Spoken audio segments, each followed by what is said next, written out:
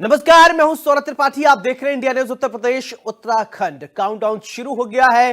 कुछ ही घंटे और फिर सुनीता विलियम्स अपने क्रू मेंबर्स के साथ धरती पर लौट आएंगी। इस वक्त भारत समेत पूरी दुनिया की नजर नासा की अंतरिक्ष यात्री सुनीता विलियम्स और बुच विल्मोर के धरती पर वापसी की खबर पर है। 9 महीने 13 दिन अंतरिक्ष में फंसे होने के बाद एस्ट्रोनॉट सुनीता विलियम्स और उनके क्रू मेंबर का धरती पर लौटने का सफर शुरू हो गया है। सुनीता विलियम्स सिर्फ 8 दिनों के लिए स्पेस में गई हुई थी, लेकिन स्पेस क्राफ्ट ने तकनीकी खराबी की वजह से वहां फंस गई। अब space x dragon space craft ISS उन्हें लेकर वापस आ रहा है। चारों एस्ट्रोनॉट ड्रैगन स्पेस क्राफ्ट से 19 मार्च की सुबह करीब 3:27 पर फ्लोरिडा के तट पर लैंड करेंगे और जिसे लेकर लोगों में खुशी का माहौल है। हालांकि सुनीता विलियम्स और उनके साथियों को धरती पर आकर काफी मुश्किलों का सामना भी करना पड़ सकता है। लंबे समय तक अंतरिक्ष में रहने से एस्ट्रोनॉट के शरीर में काफी बदलाव हो जाता है। ऐसे में उन्हें नॉर्मल होने में कई महीने का वक्त लग जाता है। कैसा होगा धरती पर लौटकर सफर और लौटने के बाद कौन कौन सी समस्याएं होगा और किन का सामना करना पड़ेगा, इन पर बात करेंगे हमारे साथ मौजूद खास मेहमानों के साथ। चलिए, ग्राफिक के जरिए कुछ खास बातें हम आपको बताते हैं कि आखिरकार सुनीता विलियम्स का ये जो सफर है, लौटने में क्या बाधाएं आएंगी, स्टार लाइनर में आएगी खराबी, कुछ दिक्कतें होती है। धरती पे रहने पर माहौल अलग होता है, फिर इसके बाद अंतरिक्ष में आप रहेंगे वहां अलग, जीरो ग्रेविटी होती है, वहां पर निर्वात होता है, यानी वैक्यूम जिसको बोलते हैं, हवा का मात्रा नहीं होता है, जिसकी वजह से कई दिक्कतें आती हैं। ग्राफिक्स हम आपको समझाते हैं। स्टार लाइन में आई खराबी, धरती पर चलना दौड़ना भूल सकती है, यानी वहां पर लोग उड़ते हुए चलते रहते हैं। आप देखिए, ये कहा जाता है अगर चंद्रमा पे कोई अंतरिक्ष में कोई जंप करता है तो ग्रेविटेशनल फोर्स नहीं होने की वजह से, गुरुत्वाकर्षण नहीं होने की वजह से वो दूर तक जाता, तो वो अपने स्पेस क्राफ्ट के आसपास ही रहते हैं ताकि ऐसा ना हुआ जंप किया कहां चले गए कुछ पता नहीं उसका है। लेकिन वैज्ञानिकों से हम समझेंगे अंधा होने का भी खतरा रहता है और हड्डियों की कमजोरी की, क्योंकि बहुत वहां पर हड्डियों की कमजोरी, ये हम एक्सपर्ट से समझेंगे। हमारे साथ वैज्ञानिक अभी जुड़ेंगे और हम कई बातें आपके लिए खास बातें बताएंगे और इन बातों को आप समझिएगा। और खासकर जो छात्र साइंस के जानने वाले हैं उनके लिए तो ये प्रोग्राम बहुत ही स्पेशल होने जा रहा है, क्योंकि विज्ञान को मानने वाले, अंतरिक्ष को समझने वाले के लिए ये कौतूहल का विषय है। 287 दिन तक अगर कोई अंतरिक्ष में रहा हो तो उसका हाव भाव पृथ्वी पर आने पर कैसा होगा। सुनीता विलियम्स की अभी आपने कुछ फुटेज देखे होंगे, बाल उड़ते रहे हैं, कई ऐसी चीजें, नींद की समस्या हो सकती है। ये ग्राफिक्स के माध्यम से आप समझिए, फोकस करने में कठिनाई होगी। हमारे साथ 2 वैज्ञानिक जुड़ रहे हैं। सबसे पहले परिचय करवाते हैं, फिर इसके बाद चर्चा की शुरुआत करते हैं। मिलिंद राज जी हैं, वैज्ञानिक है, बहुत बहुत स्वागत है। सूर्य प्रकाश कपूर जी हमारे साथ हैं, आप वैज्ञानिक हैं, बहुत बहुत स्वागत है आप दोनों का। चर्चा की शुरुआत मिलिंद राज जी मैं आपसे करना चाहता हूं। अंतरिक्ष में अगर कोई यात्री जाता है तो पृथ्वी पर रहना और अंतरिक्ष में रहना बहुत अलहदा होता है, बहुत अलग होता है। क्या कहेंगे आप सुनीता विलियम के 287 दिन तक अंतरिक्ष में रहने की इस यात्रा को? जी बिल्कुल, जैसा कि आपने अभी बताया कि पृथ्वी पे रहना और अंतरिक्ष में रहना, इन दोनों में बहुत बड़ा अंतर होता है।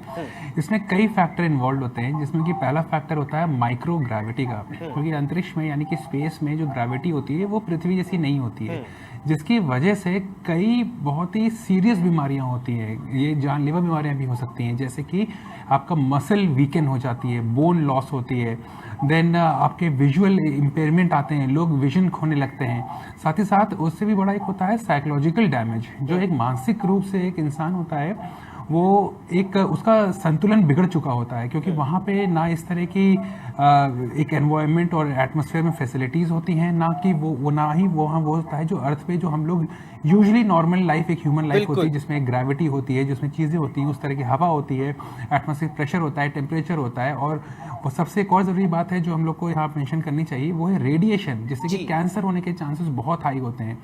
और ये सारी चीज़ें अभी नहीं पता लगेंगी। जैसे अगर किसी को कोई कैंसरस चीज़ डेवलप हो रही है रेडिएशन एक्सपोजर से, तो तुरंत नहीं पता चलेगा। वो जब पृथ्वी पे आएंगे उसके कई कई हफ्ते या महीनों बाद या कई साल बाद भी उसका एक प्रकोप, जिसको हम कह सकते हैं, सामने आ सकता है सेहत पर। जी बिल्कुल। मिलिंद जी, एक बात और, अगर साइंस की बात करें, आप तो विशेष इसके विषय में एक्सपर्ट हैं आप। मिलिंद जी, मैं ये समझना चाहता हूँ कि अंतरिक्ष में जाने के बाद खान पान को लेकर जो आम जनमानस रहता है, बड़ा उनके अंदर ये कौतूहल, क्या खाते हैं, कैसे रहते हैं। अभी सुनीता विलियम्स के कुछ हमने वीडियोस देखे, उनके बाल उड़ रहे थे, तो कुछ लोग कहते साहब ये बाल वहां पर क्यों नहीं, कंघी नहीं करती हैं क्या। और ट्रंप ने इसको लेकर थोड़ा मजाकिया अंदाज में भी कुछ तंज कसा था, तो इसको लेकर है क्या कुछ साइंस में? जी, इस चीज़ को लेके जो अमेरिका के राष्ट्रपति हैं डोनाल्ड जे ट्रंप, उन्होंने इसको बोला था वाइल्ड हेयर के नाम से, जो काफ़ी एक ग्लोबली इस चीज़ को एक इशू ही बनाया गया था। क्योंकि ये वाइल्ड हेयर जो हो जाते हैं, ये एक्चुअली इसलिए नहीं होते हैं कि वहाँ पे वो कंघा नहीं कर पाते हैं, वो बिकॉज ऑफ माइक्रो ग्रेविटी। वहाँ पे ग्रेविटी ही ऐसी नहीं होती जैसे पृथ्वी पे होती है। तो अगर आप बाकी वीडियोस भी सुनीता विलियम्स के देखिए, तो उन्होंने बताया था वो टूथपेस्ट है और टूथब्रश कैसे यूज़ करती हैं, उसको कुल्ला कैसे करती हैं। और उसके बाद खाने पीने की जहाँ तक बात है, ये 8 दिन के सफ़र के लिए तो खाने जो थे ये ले गए थे, उसमें नॉन वेजिटेरियन डिशेस थी, जो हम लोग का रोज़मर्रा के खाने होते हैं, रेगुलर फूड होता है जो, वो भी वो ले गए थे। बट जब ये चीज़ें ख़त्म हो गई, ये सप्लाई सिर्फ 8 से 10 दिन चली थी, उसके बाद जो 9 महीने का एक लंबा पीरियड आया था, इस दौरान जो फूड सप्लाईज थी वो सिर्फ और सिर्फ आपके फ्रोज़न फूड पे डिपेंडेंट थे। और वो बहुत, उनका ब्रेकफास्ट भी जो होता था वो फ्रोज़न फॉर्म में जो फूड कंजम्पशन रहता था।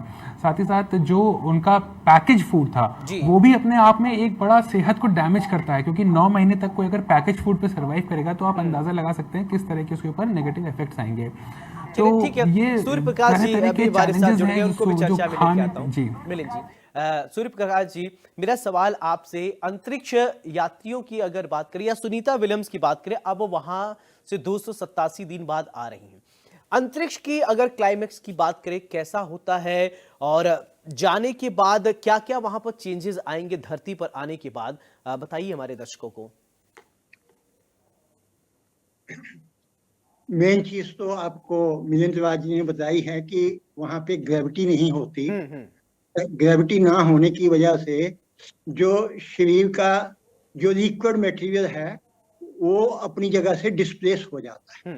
क्योंकि हम धरती पे रहने वाले धरतीवासी जो हैं, हमारे को 24 घंटे धरती की ग्रेविटी जो है हमारे बॉडी के अंदर जो लिक्विड है उसको नीचे की तरफ खींचती है।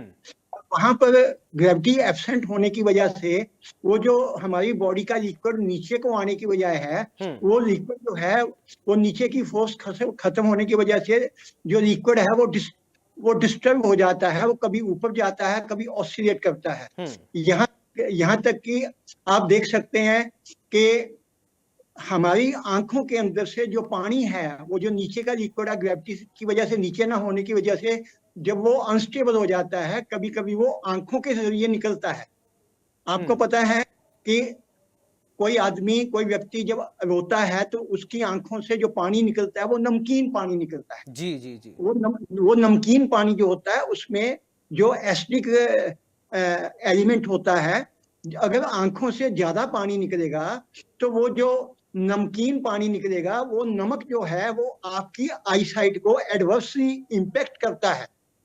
यूं समझिए कि जिसकी आईसाइट अच्छी है उसकी आईसाइट कमजोर होकर उसको चश्मा लग सकता है। और अगर ये पानी जो है, हमारे हिंदी में कहावत है ना, अंधे के आगे रोना आंखों का खोना जी। तो ये जो पानी है ये वही आंसू हैं, ये नमकीन पानी के आंसू हैं। जब ये आंखों से ज्यादा निकलते हैं तो आंखों को इस एक्सटेंट तक डैमेज कर देते हैं कि कई बार आदमी के अंधे होने का खतरा होता है। आपको पता है, सवाल और मेरा कि अगर कोई अंतरिक्ष यात्री है और वॉक करना चाहता है या वो चलता है, तो क्या स्पेस को छोड़ के जो उनका स्पेस उसी के इर्द गिर्द रहते हैं या स्पेस में ही रहते हैं? वहां पर किस तरीके से रिसर्च होता है, कुछ बताइए हमारे दर्शकों को। जो रिसर्च तो जो होती है वो बाहर जाके नहीं होती, वो स्पेसशिप के अंदर ही होती है। जो स्पेस वॉक की आप बात कर रहे हैं कि कभी भी चहलकदमी के लिए स्पेस वॉक जो किया जाता है वो थोड़ा सा अपने रिसर्च रूम से बाहर किया जाता है। जैसे सुनीता विलियम का रिकॉर्ड है कि कभी ये 6 घंटे के लिए चली, कभी कितने, तो इनका जो है इनका स्पेस वॉक का रिकॉर्ड जो है एक्स्ट्रा ऑर्डिनरी है। तो इन्होंने स्पेस के अंदर जो स्पेस वॉक करने वाली लेडीज हैं उनके अंदर इनका नाम जो है अग्रणी है। तो स्पेस वॉक जो है एक अलग टॉपिक है, और जो स्पेस के अंदर बैठ के रिसर्च करना वो एक अलग टॉपिक है। और स्पेस के अंदर अपना जो इनका स्पेस क्राफ्ट है उसकी मेंटेनेंस करना, उसकी साफ सफाई करना, उसके अंदर कई तरह के गैजेट्स हैं उनकी मेंटेनेंस करना, ये इनका थर्ड असाइनमेंट। देखिए, स्पेस वॉक की बात है तो कुछ डेटा है मेरे पास, मैं उसको पढ़ देता हूं। 16 दिसंबर 2006 को 7 घंटे 31 मिनट तक इन्होंने स्पेस वॉक किया। 31 जनवरी 2007 को 7 घंटे 55 मिनट, 4 फरवरी 2007 को 7 घंटे 11 मिनट, 8 फरवरी 2007 को 6 घंटे 40 मिनट, 30 अगस्त 2012 को 8 घंटे 17 मिनट, 5 दिसंबर 2012 को 6 घंटे 28 मिनट, 1 नवंबर 2012 को 6 घंटे 38 मिनट, 16 जनवरी 2025 को 6 घंटे और 30 जनवरी 2025 को 5 घंटे 26 मिनट तक ये इन्होंने स्पेस वॉक किया। मिलिंद जी, मेरा सवाल आपसे, अब देखिए कभी 7 घंटे कभी 6 घंटे, ये एक औसत की अगर बात करें तो ये इतना वक्त स्पेस में गुजार रहे हैं, तो क्या कैसे वहां पर क्या प्रोसीजर होता है? क्योंकि वो कपड़े भी हम लोग देखते हैं तो पूरी तरीके से एकदम पैक्ड होते हैं, हेलमेट लगा होता है, सब कुछ अलग होता है, वैज्ञानिक विधि से वहां पर होता है। क्या वॉक का क्या प्रोसीजर होता है, कैसे वहां पर वॉक करते हैं? देखिए, जो स्पेस सूट होता है, जैसे आपने कई फोटोज और वीडियोस भी देखे होंगे जिसमें स्पेस में जो एस्ट्रोनॉट्स होते हैं वो एक स्पेस सूट पहने रहते हैं। वो यूजुअली सफ़ेद रंग का होता है, एक बड़ा सा उसमें आगे ग्लास लगा होता है और पीछे कुछ सिलेंडर्स टाइप की चीज़ें होती हैं। सो ये स्पेस सूट जो है, अगर ये नहीं होगा तो ये कोई भी एक मानव अगर स्पेस में बिना इस प्रोटेक्शन जो सूट्स होते हैं इनके अगर वो गया, तो सबसे पहला जो रिस्क होता है वो होगा इवेपोरेशन, मतलब कि जो बॉडी फ्लूइड्स है ना वो उसके इवेपोरेट कर जाएंगे। तो अगर स्पेस वॉक में कोई भी स्पेस वॉक कर रहा है बिना सूट के, तो वो पॉसिबल ही नहीं है एक ह्यूमन के लिए। और जिस तरह ये स्पेस वॉक्स का जो अभी डेटा आपने जिसका जिक्र किया था, ये ज़रूरी भी होता है स्पेस सूट के साथ ऑफ कोर्स, क्योंकि इससे एक ह्यूमन की जो फिजिकल एक स्टेबिलिटी होती है ये मेंटेन रहती है। अब किसी को अगर आप एकदम ही, क्योंकि देखिए ISS जो है इंटरनेशनल स्पेस स्टेशन, वो एक तरह का पिंजड़ा बन जाता है जब वो 9 महीने जैसे एक दौर निकलता है, तो इसमें टाइम टू टाइम चीज़ें भी एक एक्सरसाइज जैसे इन्वॉल्व होती हैं। हालांकि स्पेस जो ISS के अंदर का जो माहौल होता है, जो एनवायरनमेंट होता है, जो प्रेशर सिस्टम्स होते हैं, टेम्परेचर होता है, ये अलग होता है। और जो स्पेस वॉक वाली जो बात करते हैं जो सूट के साथ होती है, ये दो अलग ही चीज़ें एकदम।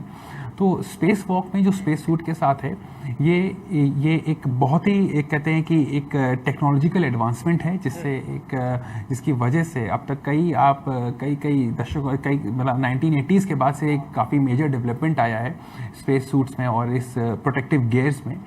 और यदि ये नहीं होगा तो इंसान इवेपोरेट कर सकता है, उसकी जो स्किन है वो बॉडी को छोड़ देती है। स्किन जो जिस तरह से इंटैक्ट होता है हम लोगों का फ्लैश स्किन, ये चीज़, क्योंकि लिक्विड जो फॉर्म्स होते हैं, जैसे अभी हमारे सूर्य प्रकाश सर जो साइंटिस्ट ने बताया कि आंखों का जो आंसू होता है, तो ये जो फ्लूइड फॉर्म्स होते हैं ये सब कुछ इवेपोरेट हो जाएगा। कार्डियक अरेस्ट, ब्रेन डेड जैसी सिचुएशंस आ जाती हैं। So space walk space suits के साथ, इन प्रोटेक्टिव गियर्स के साथ ही संभव होता है। और ये ज़रूरी भी होता है एक स्टेबिलिटी मेंटेन रखने में, एक फिजिकल और मेंटल बैलेंस मेंटेन रखने में। हालांकि ये शब्दों में कहना तो बहुत आसान है, पर जो वहाँ फंसा हुआ है 9 महीने तक, उसके लिए ये भी एक्टिविटीज़ भी एक बहुत बड़ा चैलेंज होती हैं एक टाइम टू टाइम के लिए, जो पृथ्वी से ही बाहर है। जी बिल्कुल सूर्यप्रकाश जी, एक मेरा सवाल ये है कि अब वहाँ से सुनीता विलियम्स जब धरती पर लौट आएगी तो सबसे पहले तो उनका मेडिकल टेस्ट किया जाएगा। तो मेडिकल टेस्ट में क्या चंद्रमा से आने के बाद कोई चेंजेस हो जाएंगे तुरंत, या पहले उनको कैसे नॉर्मल होंगे? इसके लिए साइंस क्या कहता है हमारा?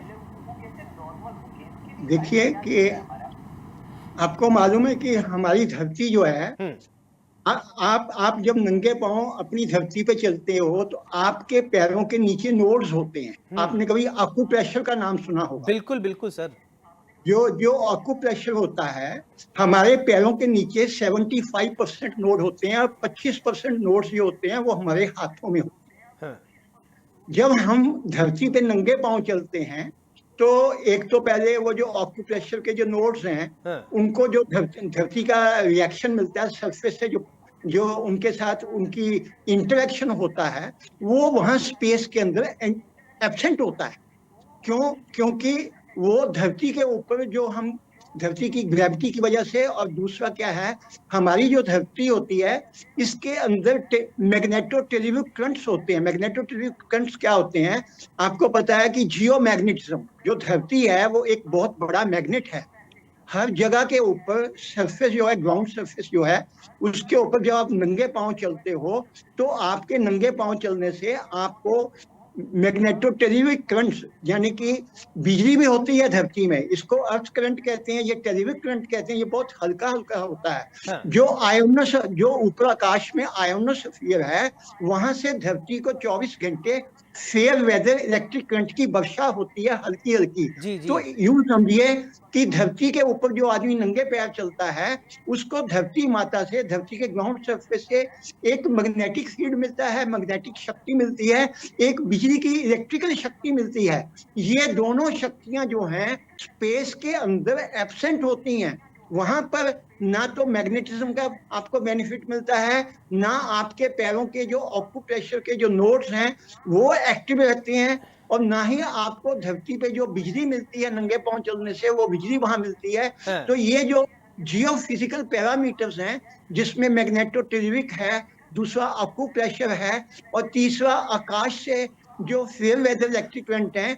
अगर आप मान लो अपनी छत पे खड़े हैं, खुले आकाश के नीचे खड़े हैं, आप ये मत सोचिए कि सिर्फ आपको हाँ, हवा मिल रही है, आपको आकाश से आयोनोस्फीयर से हल्का हाँ, हल्का पिको करंट्स का बहुत हल्का करंट होता है, वो 24 घंटे प्रवाह करता है। वो जो फेयर वेदर इलेक्ट्रिक करंट उसको कहते हैं। फेयर वेदर का मतलब जब आकाश के अंदर कोई थंडरबोल्ट नहीं है, फेयर वेदर है, उस वक्त भी 24 घंटे आयोनोस्फीयर से धरती की तरफ एक हल्का हल्का बिजली का करंट फ्लो करता है। वो बिजली का करंट जो है वो, अगर आप मान लो अपनी छत पे खड़े हो, हाँ, आपने अपने शर्ट को और बनियान को उतार दिया और नीचे लोअर्स डाले हुए हैं, तो आपकी स्किन के ऊपर सिर्फ हवा नहीं लग रही, बल्कि आकाश से जो फेयर वेदर इलेक्ट्रिक करंट है वो आपकी स्किन को नॉरिश कर रहा है, आपकी स्किन को हल्का हल्का इलेक्ट्रीफाई कर रहा है। वो जो फेयर वेदर इलेक्ट्रिक करंट है वो इस धरती के ऊपर ही आदमी को ये फैसिलिटी अवेलेबल है।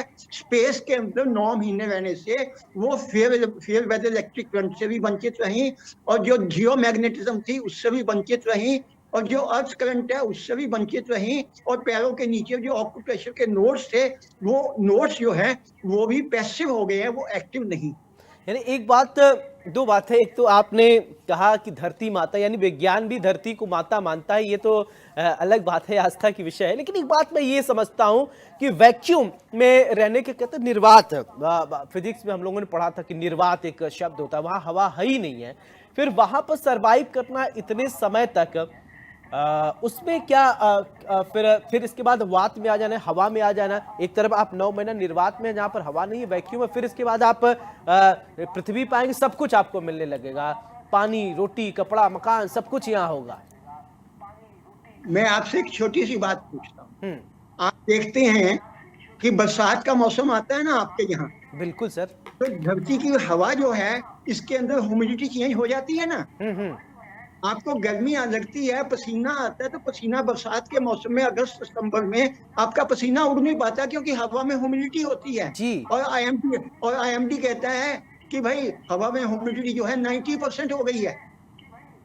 और जब जून का महीना होता है, मई जून का महीना होता है, उससे तो ह्यूमिडिटी जो होती है, अभी मानसून नहीं आया होता, उससे ह्यूमिडिटी 30% 20% होती है। हाँ, और सर्दी के मौसम में फिर ह्यूमिडिटी, ये जो ह्यूमिडिटी का एक पैरामीटर है, ये पैरामीटर भी धरती पे ही अवेलेबल है, ये स्पेस स्टेशन के अंदर अवेलेबल बिल्कुल। नहीं यानी है। यही सब खास बातें हैं और धरती पे ही जीव है। मिलिंद जी, मेरा सवाल है आपसे, देखिए कि सूर्य प्रकाश जी ने कई अच्छी बातें बताई जो कि शायद मैं भी नहीं जानता था, और दर्शक जो साइंस के स्टूडेंट होंगे वो समझेंगे, क्योंकि चारों तरफ धरती पे करंट होता है, क्या है ये, बहुत अच्छी बातें, बहुत अच्छा लगा ये वाला, ये सब सीखने को मुझे भी मिला। एक छात्र की तरह मैं भी सीख रहा हूँ आप लोगों से। मैं ये समझना चाहता हूँ कि हवा और पानी जब नहीं कुछ होता है फिर इसके बाद सब कुछ होगा यहाँ पर। और भी सूर्य प्रकाश सर ने कई बातें बताई हैं, क्या और चेंजेस हो सकते हैं हमारे दर्शकों को बताइए, और विज्ञान के जो छात्र हैं वो समझते रहेंगे। आपने ये प्रश्न मुझे किया तो मैं आगे बोलूं? नहीं, मैं आपके पास आ रहा हूँ सूर्य प्रकाश जी। मिलिंद जी से एक सवाल है। हाँ, मिलिंद जी से बात कर लीजिए। जी जी, तो स्पेस में रहने के अलग रिस्क होते हैं, जैसा कि अभी हम लोगों ने डिस्कस किया था। जैसे सर ने एक बड़ा अच्छा पॉइंट बताया था कि जो बॉडी के लिक्विड्स होते हैं, फ्लूइड्स होते हैं, जैसे उन्होंने आँख का एग्जांपल दिया था, उस पर एक इम्पैक्ट आता है। फिर रेडिएशन से कैंसर की चीज़ों का रिस्क बहुत बनता है। बोन वीक हो जाती है, मसल लॉस होने लगती है, अट्रॉफी होने लगती है। साथ ही साथ विजन लॉस भी होता है, विजन इम्पेयरमेंट भी हो जाता है। ये तो हो गए स्पेस के रिलेटेड इशू। अब जब वो वापस आ रहे हैं तो ये एक अलग सेट ऑफ प्रॉब्लम्स होती हैं। जब वो पृथ्वी पे वापस आ जाएंगे दोनों एस्ट्रोनॉट्स, तो अब इनको ऑब्जर्वेशन में रखा जाएगा और सबसे पहली चीज़ ये देखी जाएगी कि जो व्यक्ति 9 महीने के ऊपर के समय में माइक्रोग्रेविटी में रहा हो, वो एडजस्ट कैसे करता है, उसका दिमाग, उसका जो साइकोलॉजिकल बैलेंस है वो कैसे रिस्टोर होता है। आपने एक टर्म सुना होगा इस पूरे बीच में, बेबी फीट नाम का। सो जो बेबी फीट वाली कंडीशन होती है, ये तो 100% यहाँ पे होनी ही होनी है। बेबी फीट में जैसे कि ये टर्म ही बता रहा है कि जैसे जो पैर का तलवा होता है, जो सोल होता है, वो एक हाइपर सेंसिटिविटी में मोड में आ जाता है। वो इतना सेंसिटिव होता है, उसके नीचे की जो स्किन होती है वो बहुत ही एक पतली सी हो जाती है, क्योंकि माइक्रोग्रेविटी होती है, वेट उस पर आता नहीं है। जैसे कि सर ने बताया 75% वेट पैरों पे आता है। तो ये सब जो ये आपके फिजिकल डैमेजेस हैं जो अभी शुरू होते हैं, और ये बड़े प्रोलॉन्ग्ड होते हैं, यानी कि बहुत लंबे समय तक चलते हैं। फिर उसके बाद हार्ट रिलेटेड प्रॉब्लम्स एक बहुत बड़ा सीरियस इशू होता है। हार्ट रिलेटेड कार्डियोवैस्कुलर चीज़ें ये डेवलपमेंट शुरू हो जाते हैं, क्योंकि वहाँ का जो आपका एक तो ग्रेविटी इशू है, दूसरा वहाँ का एटमॉस्फेरिक प्रेशर, वहाँ पे इस तरह के मॉइस्चर नहीं होते हैं, इस तरह का एनवायरनमेंट नहीं होता है। उसके वजह से बॉडी के हर एक ऑर्गन में, कोई ऐसा नहीं कि सिर्फ दिमाग पे या दिल पे पड़ता हो या कोई नर्वस सिस्टम पे जा रहा हो, पूरी बॉडी पे 100% बॉडी पे एक नेगेटिव इम्पैक्ट आता है। और ह्यूमन बॉडी बन ही नहीं होती है इस तरह के एक चीज़ों में अडाप्ट करने के लिए। तो ये जो प्रॉब्लम्स हैं ये ओवरऑल एक सिस्टम, इम्यून सिस्टम पे अटैक करती हैं। और जो हमारे एस्ट्रोनॉट्स अब वापस आए हैं, इनको एक क्लोज ऑब्जर्वेशन में रखा जाएगा, क्योंकि इनका इम्यून सिस्टम सप्रेशन एक टर्म होता है, ये इसमें स्टेप कर जाएंगे। इसमें इनका इम्यून सिस्टम बुरी तरह से डैमेज होता है। सो ये साइकोलॉजिकल डिफेक्ट्स हो गए, डैमेजेस हो गए, ये मेंटल डैमेजेस हो गए, ये रेडिएशन की वजह से इवेंट जो पोटेंशियल डैमेज टू डीएनए होता है, डीएनए पे भी डैमेज आता है। इनके कार्डियोवैस्कुलर पे दिक्कत आएगी, इनके दिमाग पे दिक्कत आती है, इनके मतलब ये एक सीरियस कंसर्न है, ये जानलेवा भी हो सकती हैं। तो ये अलग अलग सेट ऑफ प्रॉब्लम्स हैं जो जी। सूर्य प्रकाश जी, मैं एक सवाल ये पूछना चाहता हूँ, ऐसी कोई विशेष बातें हैं जो हमारे दर्शकों को बताना चाहते हैं आप? मैं सवाल नहीं पूछ पाऊँ क्योंकि सर बहुत ज़्यादा फिजिक्स और विज्ञान के बारे में तब नहीं जानते, लेकिन कुछ ऐसी बातें जो हैं आप बताना चाहते हैं हमारे दर्शकों को, बताइए।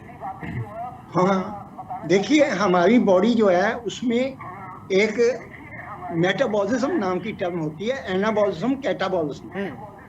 एनाबॉलिज्म होता है कि बॉडी में पॉजिटिव डेवलपमेंट, बॉडी की ग्रोथ। कैटाबॉलिज्म होता है कि बॉडी के अंदर उल्टा, यानी कि वीकनेस, जैसे कोई आदमी बीमार होता है तो वो कैटाबॉलिज्म। जी जी जी। जो स्पेस है, स्पेस के अंदर एक अनडिक्लेयर्ड बीमारी है, ये एक हेल्थ हैजर्ड है अपने आप। जी जी। स्पेस में रहना एक पनिशमेंट है, स्पेस में रहना एक हेल्थ हैजर्ड है। मैं आपको बताना चाहूँ, अगर हम गिनती करने लगे, मिलिंद जी ने बताया कि अभी उनको आईसीयू में रखा जाएगा, मेडिकल उनके चेकअप होंगे। मैं आपको सही सही बताना चाहूँ, जितने डॉक्टर्स की टीम है, जितने पैरामीटर्स उनके चेक करेंगे, इसके अलावा कुछ और पैरामीटर्स हैं जो डॉक्टर्स को भी नहीं पता, जिनके उनके ऊपर एडवर्स अफेक्ट आ चुका है। ह्यूमन बॉडी जो है वो इतनी कॉम्प्लिकेटेड मशीन है कि दुनिया के सारे डॉक्टर इकट्ठे कर दो ना, फिर भी उनको ह्यूमन बॉडी की 100% नॉलेज नहीं है। बिल्कुल। अब मैं आपको कुछ और चीजें बताने लगा। अब आप देखिए, हमारे यहाँ ओजोन लेयर है आकाश के अंदर। ओजोन लेयर क्या करती है? सूर्य से जो अल्ट्रावायलेट लाइट आती है वो ओजोन लेयर एब्जॉर्ब कर लेती है, उनको फिल्टर करती है। वो जो अल्ट्रावायलेट रेज हैं वो ओजोन लेयर में फिल्टर होके जो डिजायर्ड धूप है सनलाइट की, वो रेडिएशन जो हमारी बॉडी के अनुकूल है, वो फिल्टर होके बिल्कुल। ओजोन लेयर हमारे तक पहुंचती है। आ, अब ये ओजोन ये आपने लेयर जो है, आप दोनों ने बहुत अच्छी अच्छी बातें बताई है और हमारे दर्शक भी बहुत कुछ सीखे होंगे। थोड़ा वक्त की हमारे पास कमी होती है। सूर्य प्रकाश जी बहुत बहुत शुक्रिया, आप हमारे साथ जुड़े। मिलन जी आपका भी बहुत बहुत, मिलन जी शुक्रिया हमारे साथ जुड़े। देखिए, अंतरिक्ष में रहने के बाद फिर इसके बाद धरती पे आने के बाद क्या कुछ चेंजेस होते हैं वैज्ञानिकों ने बताया है, और सुनीता विलियम्स जब धरती पर आएंगी और क्या कुछ चेंजेस होंगे ये हम आपको बताएंगे। और इसी के साथ इस खास कार्यक्रम में मेरे साथ फिलहाल इतना ही। नमस्कार।